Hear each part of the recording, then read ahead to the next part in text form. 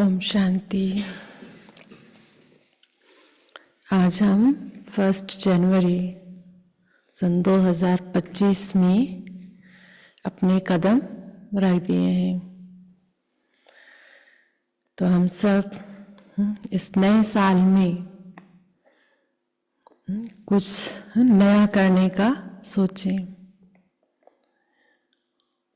और जैसे हमारा 2024 बीता, पिछला साल तो जो बीत गया सो बीत गया, लेकिन हमें उन बीते हुए लम्हों से कुछ अनुभव लेके इस साल हमें कुछ बेहतर करने का एक संकल्प होना चाहिए।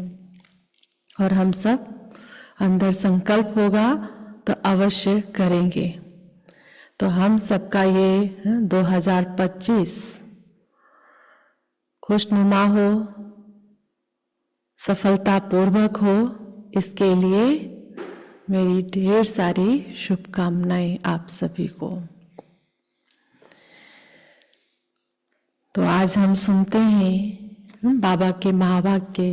आज बाबा ने कहा, कई बच्चे चुस्त बादल हैं, कई सुस्त बादल। चुस्त बादल बाबा ने आज उन्हें कहा जो ज्ञान की बरसात करते हैं, और जो ज्ञान की बरसात नहीं करते हैं वो सुस्त हैं। और क्यों नहीं करते कि बाबा ने कहा जब खुद धारणा नहीं करेंगे तो दूसरों को कैसे कराएंगे। तो बार बार बाबा ने कहा पहले खुद ज्ञान को धारण करो और फिर दूसरों को कराओ। ज्ञान की वर्षा कर हरियाली लाओ। तो सुनते ही आज बाबा के महावाक्य। मीठे बच्चे, तुम ज्ञान की बरसात कर हरियाली करने वाले हो। तुम्हें धारणा करने और करानी है।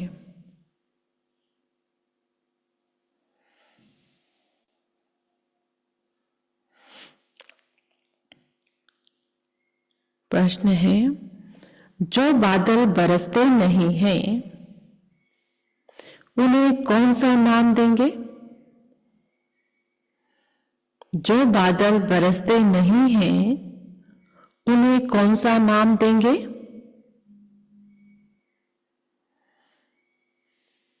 उत्तर, वह है सुस्त बादल।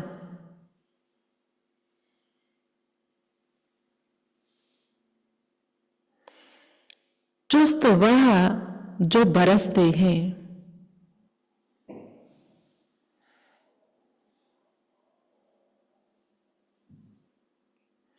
अगर धारणा हो तो बरसने के बिना रह नहीं सकते। अगर धारणा हो तो बरसने के बिना रह नहीं सकते।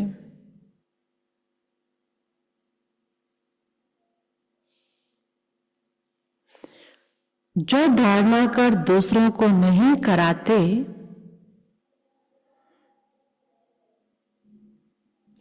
उनका पेट पीठ से लग जाता है।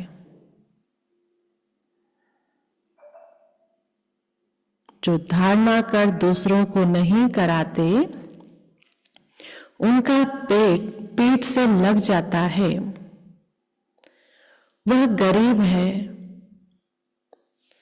प्रजा में चले जाते हैं।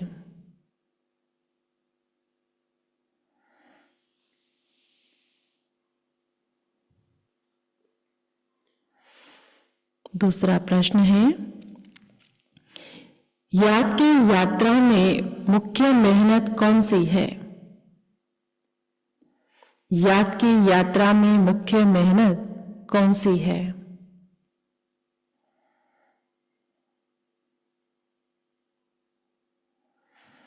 उत्तर,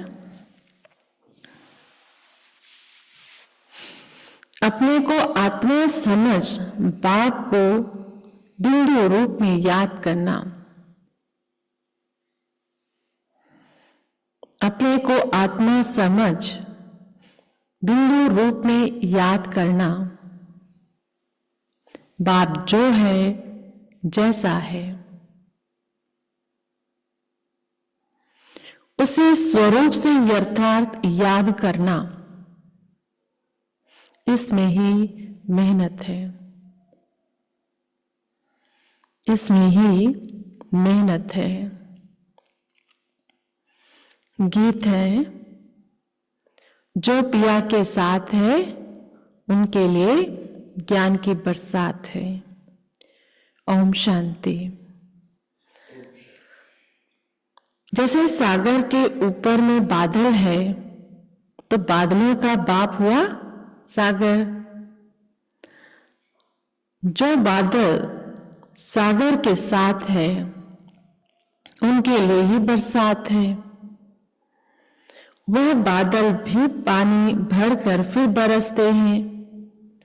तुम भी सागर के पास आते हो भरने के लिए।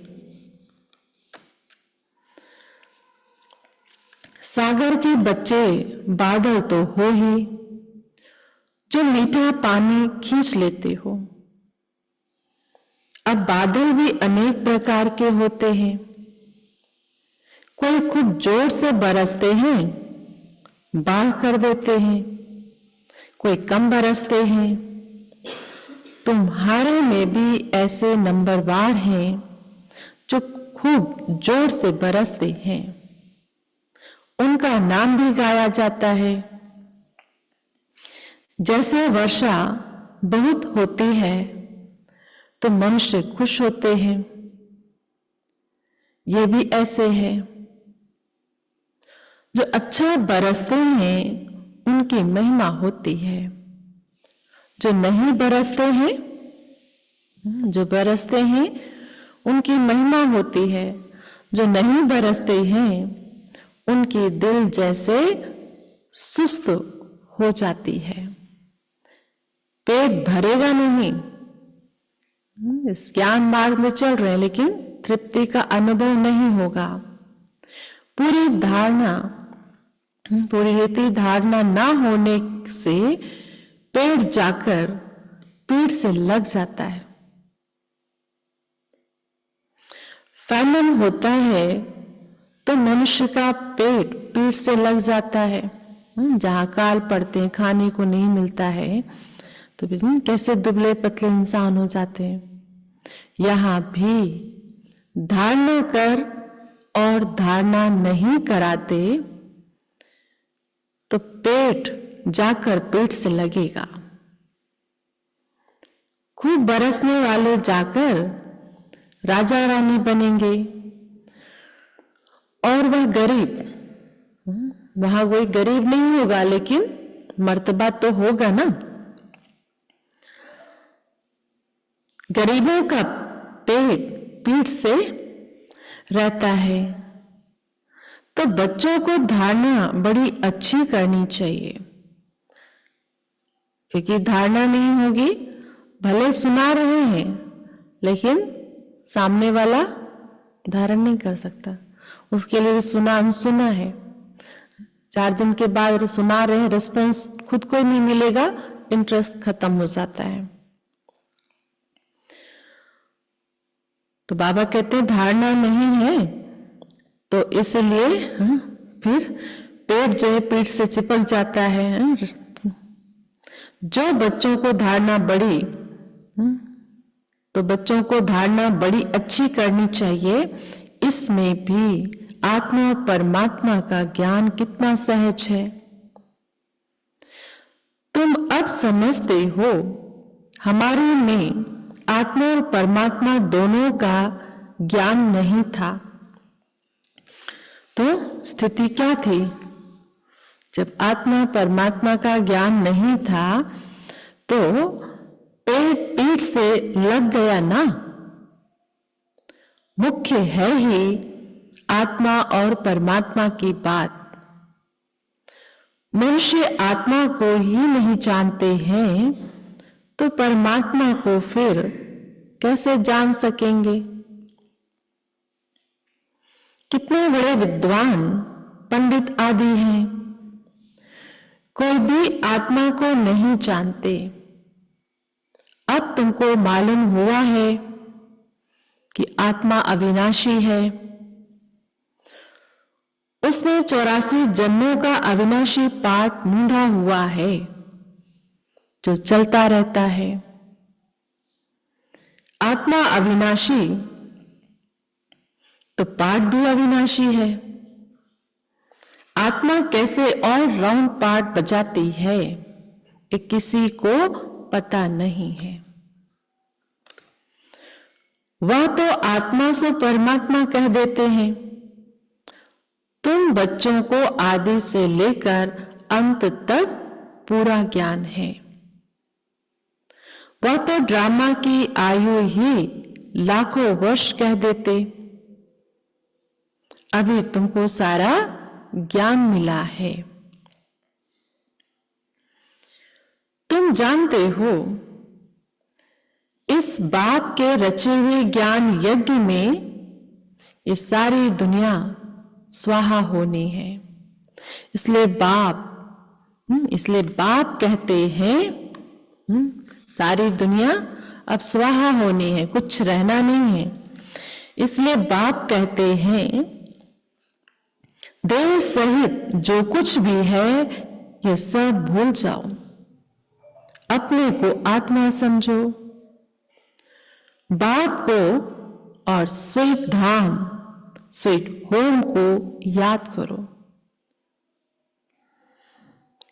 यह तो है ही दुखधाम। तुम्हारे लिए भी नंबरवार पुरुषार्थ अनुसार समझा सकते हैं।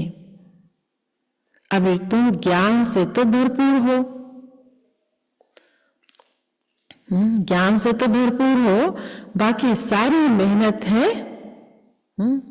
बाकी मेहनत किसमें है?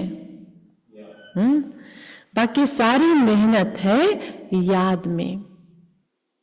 जन्म जन्मांतर का देह अभिमान मिटाकर देही अभिमानी बने, इसमें बड़ी मेहनत है। कहना तो बड़ा सहज है, कहना तो बड़ा सहज है, परंतु अपने को आत्मा समझे और बाप को भी बिंदु रूप में याद करे, इसमें मेहनत है। कहना सहज है। बाबा कहते हैं अपने को आत्मा समझ बैठना है, परमात्मा को याद करना है, लेकिन टिके रहना इसमें ही मेहनत है। कहना तो बड़ा सहज है। बाप कहते हैं मैं जो हूं जैसा हूं ऐसा कोई मुश्किल याद कर सकते हैं। कौन याद कर सकते? याद तो कौन कर रहा है? मैं जो हूं जैसा बाबा बच्चों को कह रहे हैं। मैं जो हूं जैसा हूं, मुझे यथार्थ कोटों में कोई में कोई मुझे याद करते हैं। जैसे बाप वैसे बच्चे होते हैं ना। अपने को जाना तो बाप को भी जान जाएंगे। सारी दुनिया ईश्वर को ढूंढ रही है, खुदा को ढूंढ रही है, लेकिन खुद को भूले पड़े हैं। हर एक की तलाश भगवान कौन है, भगवान कौन है, पर खुद कौन है पता नहीं। तो इसलिए बाबा कहते हैं जब आत्मा को जाने तो परमात्मा को भी जान जाए। तुम जानते हो पढ़ाने वाला तो एक ही बाप है, पढ़ने वाले बहुत हैं। बाप राजधानी कैसे स्थापन करते हैं वह तुम बच्चे ही जानते हो। बाकी ये शास्त्र आदि सब है भक्ति मार्ग की सामग्री। समझाने के लिए हमको कहना पड़ता है। शास्त्रों का रेफरेंस बाबा बीच में देते हैं। बाकी इसमें घृणा की कोई बात ही नहीं। कोई कहती ये नहीं मानते वो नहीं, मानने के क्या है? मानना मानो उसमें जो कहा जा रहा है वो सुनो ना, समझो, जीवन में उतारो। वही बाबा सिखला रहे हैं। शास्त्रों में भी ब्रह्मा का दिन और रात कहते हैं, परंतु समझते नहीं। रात क्या है, दिन क्या है, समझते ही नहीं। रात और दिन आधा आधा होता है। सीढ़ी पर कितना सहज समझाया जाता है। मनुष्य समझते हैं कि भगवान तो बड़ा समर्थ है, वह जो चाहे सो कर सकते हैं। लेकिन बाबा कहते, मैं भी ड्रामा के बंधन में बांधा हुआ हूं। लोग सोचते भगवान सर्व शक्तिमान है, तो जो चाहे सो कर सकता है, पर बाबा कहते मैं भी ड्रामा के बंधन में, समय के बंधन में मैं भी बंधा हुआ हूं। भारत पर तो कितनी आफतें आती रहती हैं, फिर मैं घड़ी घड़ी आता हूं क्या? समय समय पर आता रहता है संसार में परिस्थितियां, लेकिन भगवान कहते क्या फिर मैं घड़ी घड़ी आता रहूंगा क्या? मेरे पार्ट की लिमिट है। जब पूरा दुख होता जाता है तब मैं अपने समय पर आता हूं। अगर बाबा द्वापर में आ जाए तो कितना सुनेंगे। कई बार ऐसे होता है कि हाँ हम जानते थे ये संस्था क्या है, लेकिन नहीं है। क्यों नहीं है? बस ऐसे चल रहा है। फिर आना कैसे हुआ? बस परिस्थिति ये आई, डॉक्टर ने भी कहा कि नहीं आप वहीं जाओ। हाँ, अब कोई इलाज नहीं रह गया, ना चाहते फिर आए। तो जब बिल्कुल कोई रास्ता ही नहीं रह जाता है तब भगवान की तरफ आते हैं। तो बाबा कहते मैं पहले से आके क्या करूं, घड़ी घड़ी मेरा भी आने का एक लिमिट है। और जब धरती पर अपार दुख हो जाता है तो दुख से सुख में दुनिया को परिवर्तित करते हैं। एक सेकेंड का भी फर्क नहीं पड़ता है। ड्रामा में हर एक का एक्यूरेट पार्ट मूंधा हुआ है। यह है हाईएस्ट बाप की रीइंकारनेशन।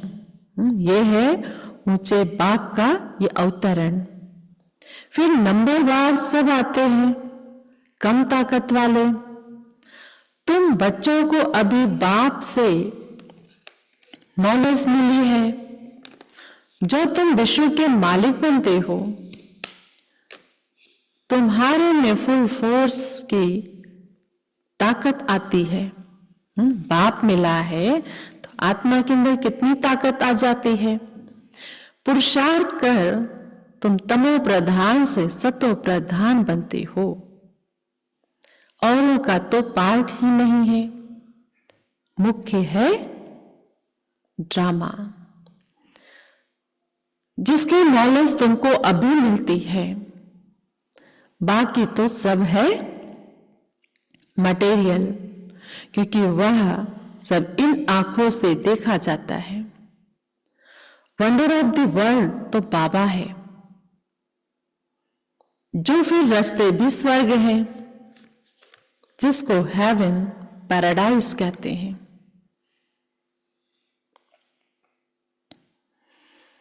जिसको हेवन पैराडाइज कहते हैं, उनकी कितनी महिमा है। बाप और बाप की रचना की बड़ी महिमा है। ऊंच से ऊंच है भगवान, ऊंच से ऊंच स्वर्ग की स्थापना बाप कैसे करते हैं, ये कोई भी कुछ भी नहीं जानते हैं। भगवान स्वर्ग का रचयिता है, पर कब कैसे रचा किसी को पता नहीं। तुम मीठे मीठे बच्चे भी नंबरवार पुरुषार्थ अनुसार जानते हो। तुम मीठे मीठे बच्चे भी, बाबा कितने पुचकार से सच्चाई बताते हैं।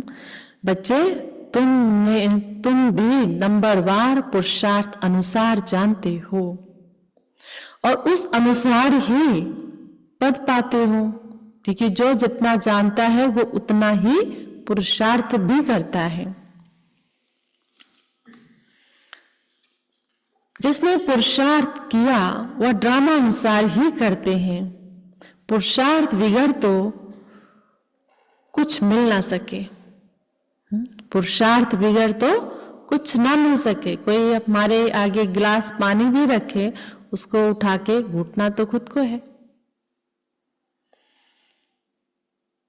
कर्म बिगड़ एक सेकंड भी रह नहीं सकते। वह हठ योगी प्राणायाम चढ़ा लेते हैं, जैसे जड़ बन जाते हैं, अंदर पड़े रहते हैं, ऊपर मिट्टी जम जाती है। कई ऐसे सन्यासी हुए, खड्डा खोदे और बैठ गए, कितने सालों तक बैठे, ऊपर से मिट्टी धूल पानी ऐसे भी हुआ है। मिट्टी के ऊपर पानी पड़ने से घास जम जाती है, परंतु इससे कुछ फायदा नहीं। कितना दिन ऐसे बैठे रहेंगे? कर्म तो जरूर करना ही है, कर्म तो जरूर करना ही है। यह भी ड्रामा, यह भी उन्हों का ड्रामा में पार्ट है, हठ योगियों का भी पार्ट है।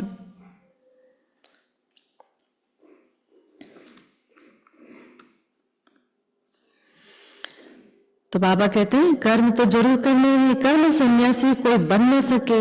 हाँ, सिर्फ खाना आदि नहीं बनाते हैं इसलिए उनको कर्म सन्यासी कह देते हैं। ये भी उन्हों का ड्रामा में पार्ट है। ये निवृत्ति मार्ग वाले भी नहीं होते तो भारत की क्या हालत हो जाती। ये सन्यास मार्ग नहीं होता तो भारत जल के खाक हो जाता था। तो बाबा कहते हैं उनकी भी अपनी महानता है। एक वक्त था भारत नंबर 1 प्योर था। बाप पहले पहले प्योरिटी स्थापन करते हैं, जो फिर आधा कल्प चलती है। बराबर सत्य में एक धर्म एक राज्य था, फिर डीटी राज्य अब फिर से स्थापन हो रहा है। ऐसे अच्छे अच्छे स्लोगन बनाकर मनुष्यों को सुजाग करना चाहिए। फिर से डीटी राज्य भाग्य आकर लो, फिर से आके वो देवताई राज्य लो। अभी तुम कितना अच्छी रीति समझते हो श्री कृष्ण को श्याम सुंदर क्यों कहते हैं, यह भी अभी तुम जानते हो। आजकल तो बहुत ही ऐसे ऐसे नाम रख देते हैं, श्री कृष्ण से कंपटीशन करते हैं। तुम बच्चे जानते हो पतित राजाएं कैसे पावन राजाओं के आगे जाकर माथा टेकते हैं, परंतु जानते थोड़ी ही हैं।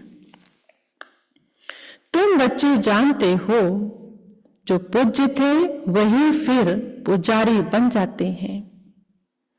अभी तुम्हारी बुद्धि में सारा चक्र है, यह भी याद रहे तो अवस्था बड़ी अच्छी रहे। परंतु माया सिमरन करने नहीं देती है, भुला देती है। जानते हैं समझते हैं, लेकिन ग्रहचारी ऐसे बीच में आके बैठती है तो जो सब कुछ लगता नहीं, वहीं फिर अवस्था वापस नीचे आ जाती है। सदैव हर्षित मुख अवस्था रहे तो तुमको देवता कहा जाए।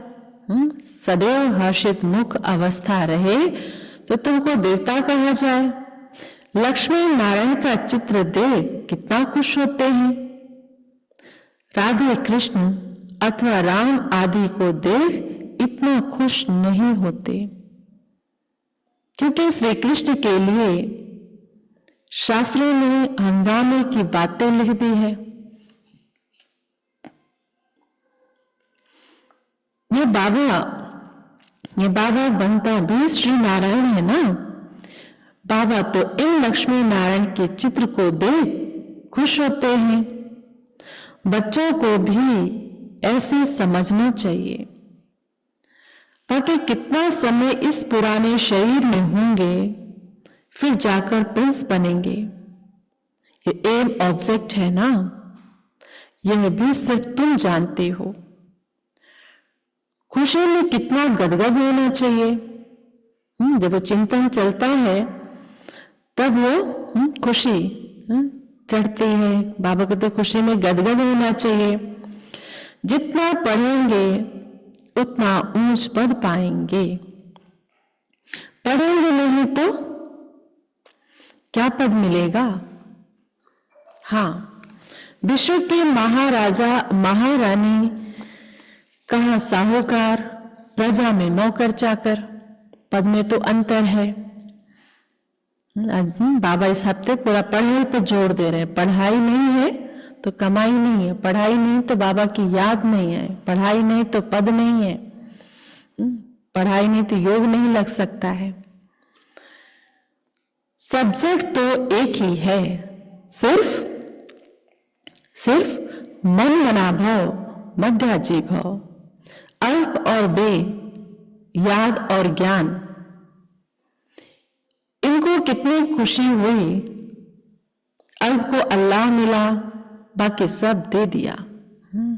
अल्प को अल्लाह मिला, किसको? ब्रह्मा बाबा को। कितनी बड़ी लॉटरी मिल गई, बाकी क्या चाहिए। तो क्यों ना बच्चों के अंदर में खुशी रहनी चाहिए। इसलिए बाबा कहते हैं ऐसा ट्रांसलाइट का चित्र सबके लिए बनवाएं जो बच्चे देखकर खुश होते रहें। लक्ष्मी नारायण का चित्र ट्रांसलाइट में बाबा कहते बनवाएं और सब अपने पास रखें, देख के खुश होते रहें। शिव बाबा ब्रह्मा द्वारा हमको यह वर्षा दे रहे हैं। मनुष्य तो कुछ नहीं जानते हैं, बिल्कुल ही तुच्छ बुद्धि है। अभी तुम तुच्छ बुद्धि से स्वच्छ बुद्धि बन रहे हो, सब कुछ जान गए हो और कुछ पढ़ने की दरकार नहीं। इस पढ़ाई से तुमको विश्व की बादशाही मिलती है। इसलिए बाप को नॉलेजफुल कहते हैं। मनुष्य फिर समझते हैं, हर एक के दिल को जानते हैं, परंतु बाप तो नॉलेज देते हैं। नॉलेजफुल है ये नहीं हर एक के मन में क्या चल रहा वो जाने। बाबा कहते हैं नॉलेजफुल माना सृष्टि के तीनों कालों के वो ज्ञाता हैं। टीचर समझ सकते हैं, फलाना पढ़ते हैं, बाकी सारा दिन ये थोड़ी बात देखेंगे कि इनकी बुद्धि में क्या चलता है। चलन से ही टीचर को पता चल जाता है कि ये इसका पढ़ाई पर कितना अटेंशन है। तो ऐसे बाबा कहते हैं यहां पर, बाकी एक एक थोड़ी उसकी देखा जाएगा ये क्या कर रहा, कैसे चलता है। नहीं, उससे पता चल जाता है कि इसका कितना पुरुषार्थ है। ये तो वंडरफुल नॉलेज है। बाप को ज्ञान का सागर, सुख शांति का सागर कहा जाता है। तुम भी अभी मास्टर ज्ञान सागर बनते हो। फिर ये टाइटल उड़ जाएगा, फिर मास्टर ज्ञान सागर का टाइटल उड़ जाएगा। कौन सा टाइटल आ जाएगा? सत्युग का टाइटल क्या रहेगा? फिर टाइटल रहेगा सर्वगुण संपन्न 16 कला संपूर्ण बनेंगे। यह है मनुष्य का ऊंच मर्तबा। इससे ऊंचा मर्तबा सृष्टि चक्र में नहीं होता है। इस समय यह है ईश्वरीय मर्तबा, मास्टर ज्ञान सागर। कितनी समझने और समझाने की बातें हैं। लक्ष्मी नारायण का चित्र देख बड़ी खुशी होनी चाहिए। हम अभी विश्व के मालिक बनेंगे। नॉलेज से ही सब गुण आते हैं। अपना एम ऑब्जेक्ट देखने से ही रिफ्रेशमेंट आ जाती है। इसलिए बाबा कहते हैं ये लक्ष्मी नारायण का चित्र तो हर एक के पास होना चाहिए। ये चित्र दिल में प्यार बढ़ाता है, दिल में आता है। बस यह मृत्यु लोक में लास्ट जन्म है, यह हमारा भविष्य का रूप है। फिर हम अमर लोक में ये जाकर बनूंगा तत्वम। छोटे बच्चे ज्ञान में आते हैं, कितना छोटे बच्चों का भी दिमाग चलता है। छोटा सा शीशा लिए, उसके पीछे लक्ष्मी नारायण का चित्र चिपका दिया, शीशे के पीछे। आगे लाके दिखाते हैं कि अब ये देखो, ये चेहरा भी है वर्तमान, भविष्य ये बनेगा। कितना एक चिंतन ना, बच्चों को भी खुशी होती है, सुनते हैं। तो वर्तमान ये वर्तमान का स्वरूप है और भविष्य ये लक्ष्मी नारायण का। जब शीशा देखो तो याद करो। तो बच्चे भी कैसे दिमाग चलाते हैं। तो बाबा कहते ये ब्रह्मा बाबा को भी खुशी, तक तुम भी ये बनोगे। ऐसे नहीं कि आत्मा से परमात्मा नहीं, ये ज्ञान सारा बुद्धि में बैठा हुआ हो। जब भी किसी को समझाते हो, बोलो हम कभी भी कोई से भीख नहीं मांगते। प्रजापिता ब्रह्मा के बच्चे तो बहुत हैं, हम अपने ही तन मन धन से सेवा करते हैं। ब्राह्मण अपनी कमाई से ही यज्ञ को चला रहे हैं। शूद्रों के पैसे नहीं लगा सकते। ढेर बच्चे हैं, वह जानते हैं जितना हम तन मन धन से सर्विस करेंगे, सरेंडर होंगे, उतना पद पाएंगे। जो बाबा के बच्चे हैं, सुनते हैं, समझते हैं, फिर वैसे सेवा करते हैं। जानते हैं बाबा ने बीज बोया है तो ये लक्ष्मी नारायण बनते हैं, ब्रह्मा बाबा। पैसे यहां काम में तो आने नहीं है, यहां के पैसे काम आने नहीं है। क्यों ना इस कार्य में लगा दे।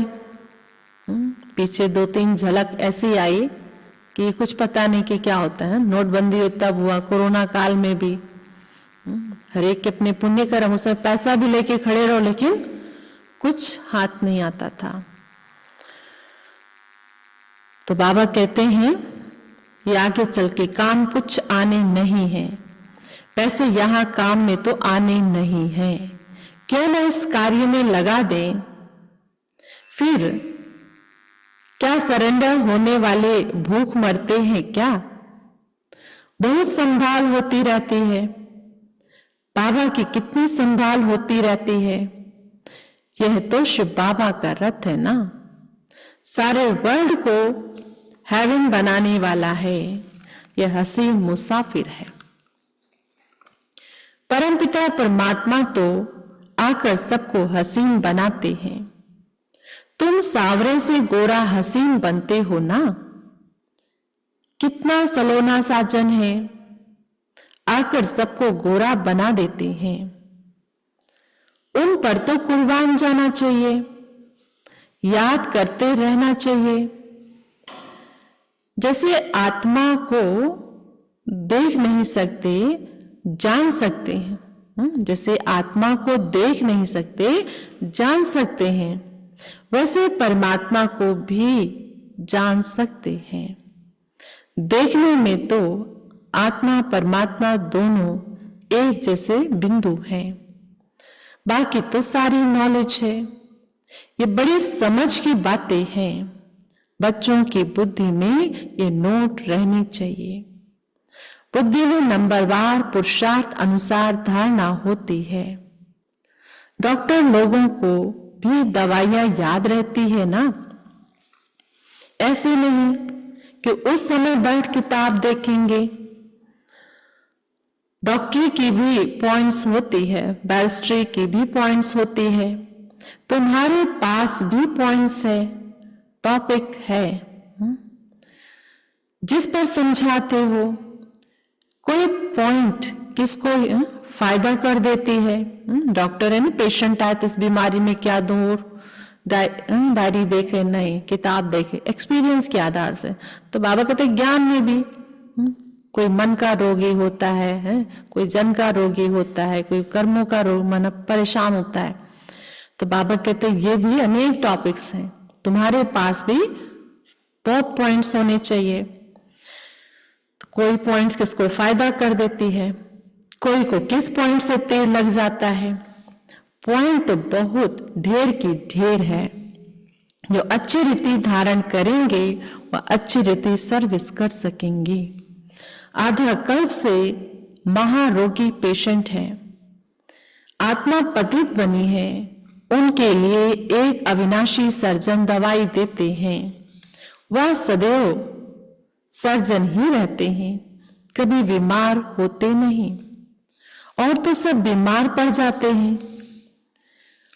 अविनाशी सर्जन एक ही बार आकर मन मनाभव का इंजेक्शन लगाते हैं।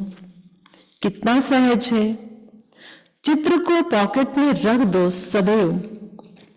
बाबा नारायण का पुजारी था तो लक्ष्मी का चित्र निकाल अकेला नारायण का चित्र रख दिया। अभी पता पड़ता है जिसके हम पूजा करते थे अब बन रहे हैं, वह अब हम बन रहे हैं। लक्ष्मी को विदाई दे दी तो ये पक्का है हम लक्ष्मी नहीं बनूंगा। बाबा का अनुभव से रमणीक तरीके से बता रहे हैं। एक चित्रकार ने बाबा को लाके चित्र दिया ना, लक्ष्मी जी नारायण के पांव दबाती हुई, तो उनको मुक्त किया कि ये दासी का दर्जा अच्छा नहीं है। लक्ष्मी बाबा कहते किस लिए निकाला, लक्ष्मी को विदाई दे दी तो ये पक्का है हम लक्ष्मी नहीं बनूंगा। नारायण का रख लिया, विष्णु जी का। लक्ष्मी बैठ पांव दबाए ये अच्छा नहीं लगता था।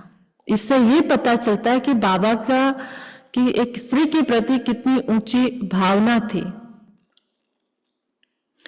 उनको देखकर पुरुष लोग स्त्री से पैर दबाते हैं, वहां थोड़ी ही लक्ष्मी ऐसे पैर दबाएंगी।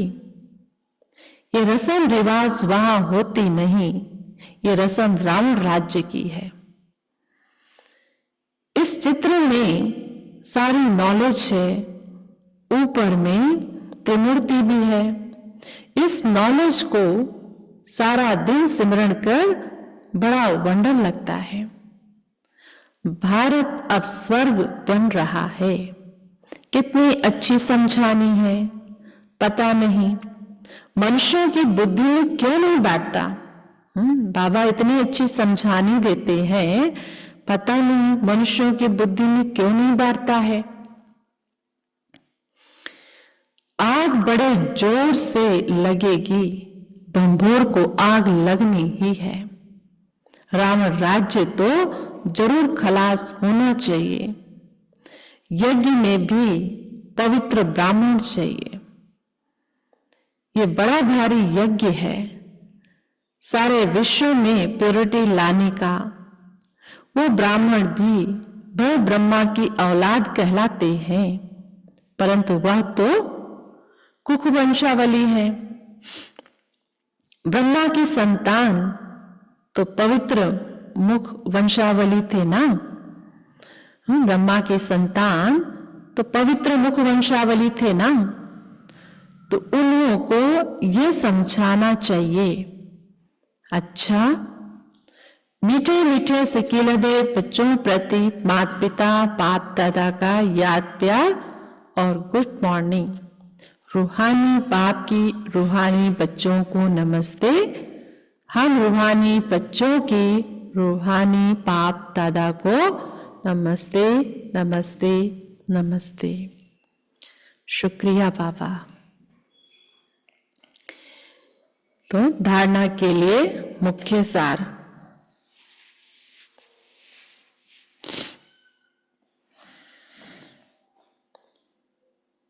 फर्स्ट पॉइंट है, स्वच्छ बुद्धि बन वंडरफुल ज्ञान को धारण कर बाप समान मास्टर ज्ञान सागर बनना है।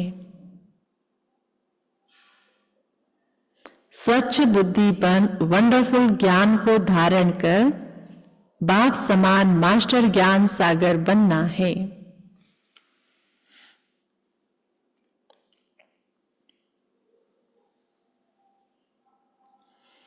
नॉलेज से सर्व गुण स्वयं में धारण करने हैं।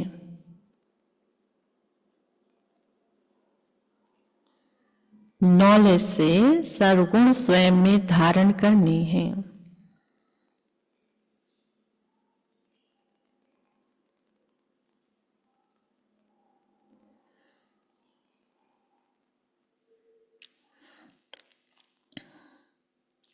सेकेंड पॉइंट, जैसे बाबा ने तन मन धन सर्विस में लगाया,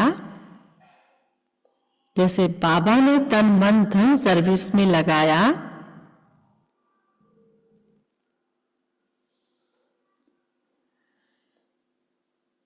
सरेंडर हुए, जैसे बाबा ने तन मन धन सर्विस में लगाया, सरेंडर हुए, ऐसे बाप समान अपना सब कुछ ईश्वरीय सेवा में सफल करना है।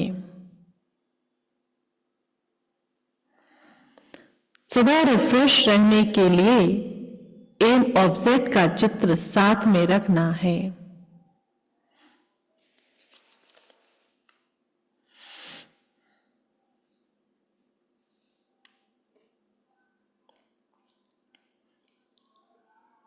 आज का वरदान है, एक रस स्थिति द्वारा सदा एक बाप को फॉलो करने वाले प्रसन्न चित्त भव।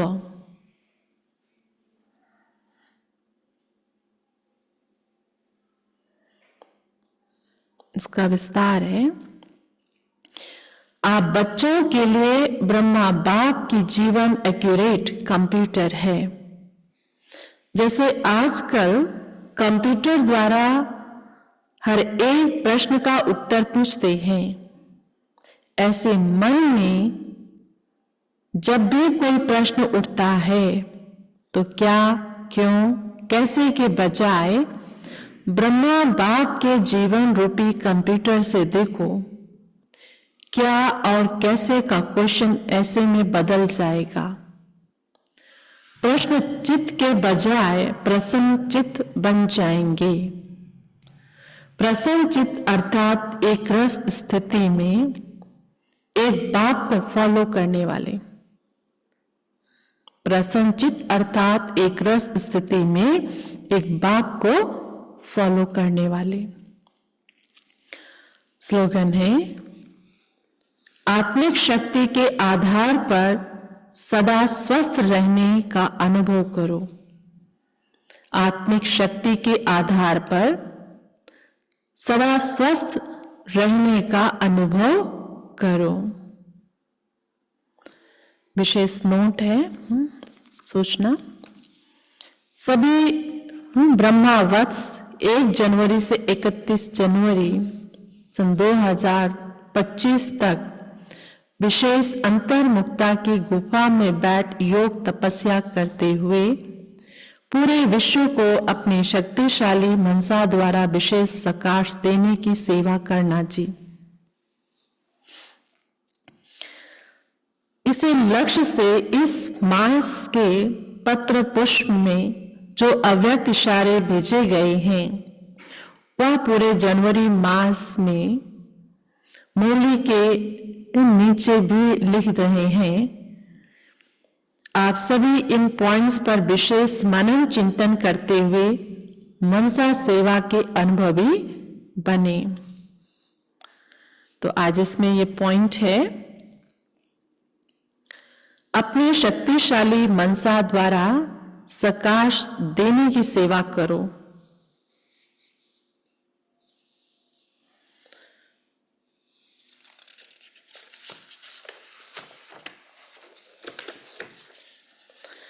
आप शांति दूत बच्चे कहाँ भी रहते, चलते फिरते सदा अपने को शांति दूत समझकर चलो। जो स्वयं शांत स्वरूप शक्तिशाली स्वरूप में स्थित होंगे वह दूसरों को भी शांति और शक्ति की प्रकाश देते रहेंगे। तो ये अव्यक्त इशारे की पॉइंट है। हर महीने अव्यक्त इशारे आता है जिसमें दादी का पत्र पुष्प, दादी की तरफ से लेटर और आगे दादियों के क्लासेस होते हैं। तो अव्यक्त इशारे की पॉइंट तो मुरली में हमने पढ़ा। तो कल थर्सडे है, तो दादी जी का लेटर नए वर्ष के लिए हम सबको क्या शुभकामनाएं दी तो वो कल पढ़ेंगे।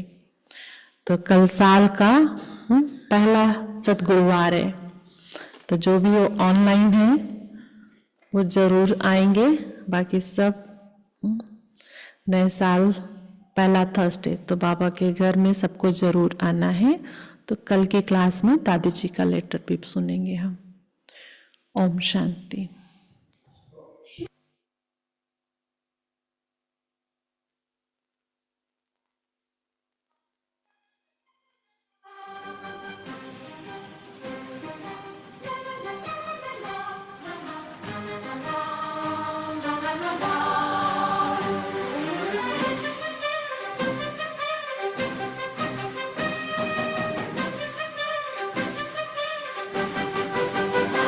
भूले भूले बात पुरानी, आओ लिखे नई कहानी। नव वर्ष कह रहा भूले भूले बात पुरानी, आओ लिखे नई कहानी।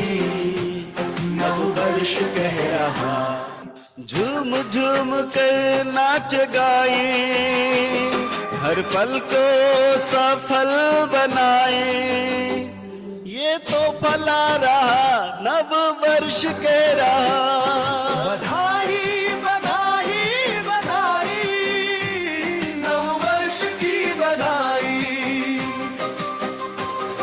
बधाई बधाई बधाई, नव वर्ष की बधाई हो।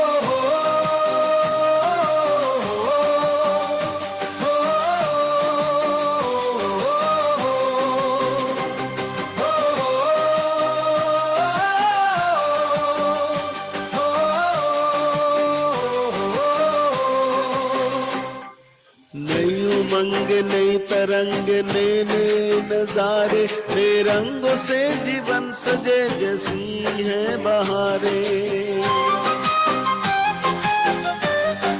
हो नई उमंग नई तरंग नए नए नजारे, नए रंगों से जीवन सजे जैसी है बहारे। धरा संग पवन चमन गीत गा रहा, धरा संग पवन चमन गीत गा रहा, गीत गा रहा।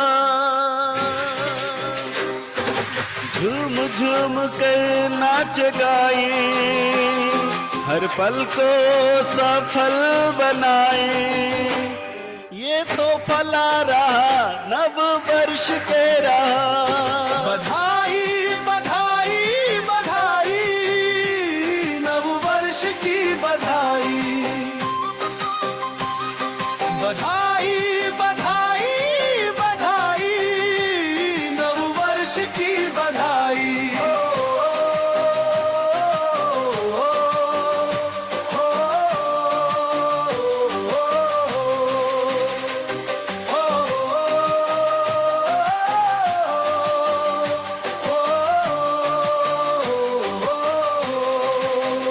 चंदन सा बने चिंतन हर संकल्प हो ऐसा, जग स्वर्ग हो महके गुलशन जैसा।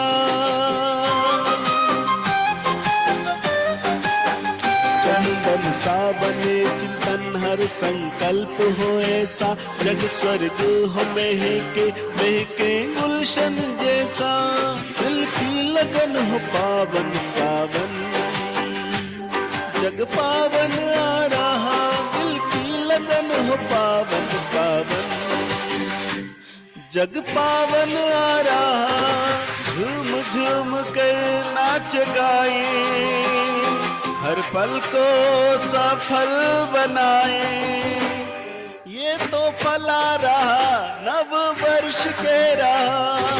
बधाई बधाई बधाई, नव वर्ष की बधाई। बधाई बधाई बधाई, नव वर्ष की बधाई। भूले भूले बात पुरानी, आओ लिखे नई कहानी, नव वर्ष कह रहा। भूले भूले बात पुरानी, आओ लिखे नई कहानी, नव वर्ष कह रहा। झूम झूम कर नाच गाए, हर पल को सफल बनाए। ये तो पल आ रहा नव वर्ष कह रहा।